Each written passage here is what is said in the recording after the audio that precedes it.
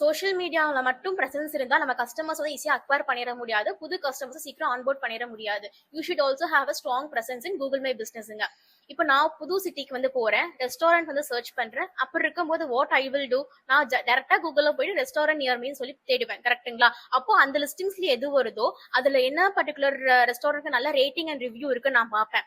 Apart from rating and review, அதுலயே உங்க போட்டோஸ்ல வந்து மெனு கோட் ஆட் பண்ணிருப்பாங்க, பிரைசிங் இருக்கும், ஓப்பனிங் ஹவர்ஸ் வந்து இருக்கும். ஸோ எல்லாமே வந்துட்டு ஒன் பர்டிகுலர் பிளேஸ்ல இருக்கும்போது தேடுற அந்த பர்டிகுலர் கஸ்டமர்ஸ்க்கு ரொம்ப ஈஸியா இருக்கும். ஒன் பிளேஸ்ல எல்லா இன்ஃபர்மேஷனுமே ஹேண்ட்ஃபுல்லா வந்து கிடைக்கும். கரெக்ட்டுங்களா?